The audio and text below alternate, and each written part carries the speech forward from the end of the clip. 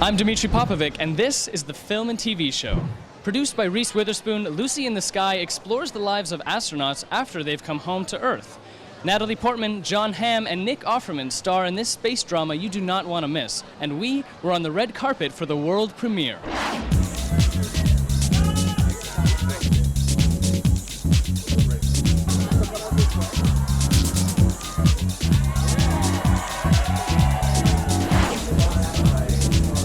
I imagine when you get the call to compose for a space movie, that's pretty exciting. I think when I get the call to compose any movie, it's pretty exciting. And when I get the call to compose a movie directed by Hawley, it's even more exciting. I've been working together with him on projects for the last decade. And when he called me to tell me about this project, I was just super thrilled. Yeah, so it's incredible. We're two guys who grew up together in a small town in Florida, who wrote this movie when no one was paying attention in the booth of a fast food restaurant in Los Angeles. And then a week after we finished it, we were in a much nicer booth in a much nicer restaurant, sitting with Reese, talking about this movie.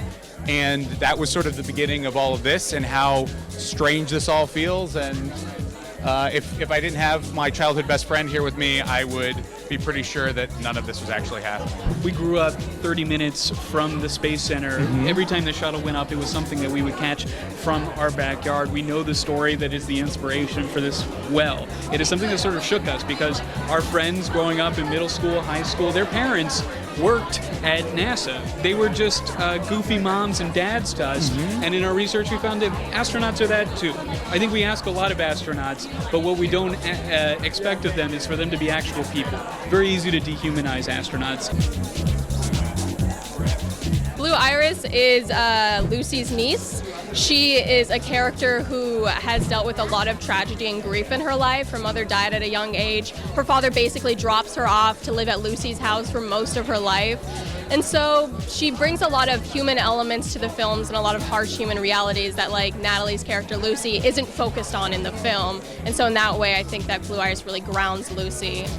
Well, it was an opportunity both to tell a dramatic, character-driven story that started in space and gave us perspective on life on Earth in a way that we don't usually get.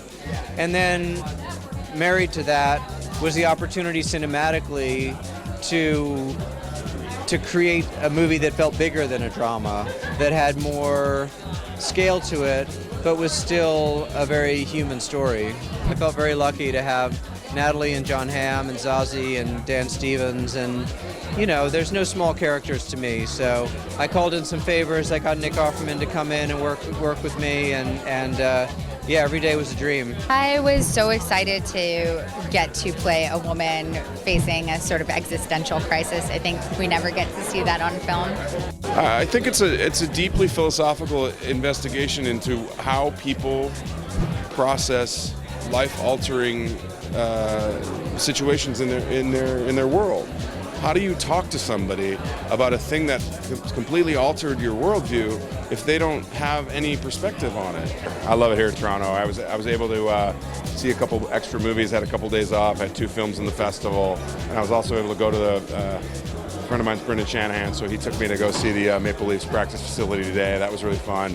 I love it here, and we got good weather. Would you go to space if given the chance? 100%, absolutely. No, I don't think I would. I have kids, and I would be scared. So, as much as that sounds like a thrilling thing, I think I'm pretty good here on Earth. Never. There's no good restaurants? I think so. No. Unless we're like super in the future and we can like Guardians of the Galaxy it and like it's like no big deal to go to space, but right now, no way. Yes, 100%. Looks like a good one. Come back right here for more red carpet coverage of TIFF 2019. I'm Dmitry Popovic, and this is the Film and TV Show.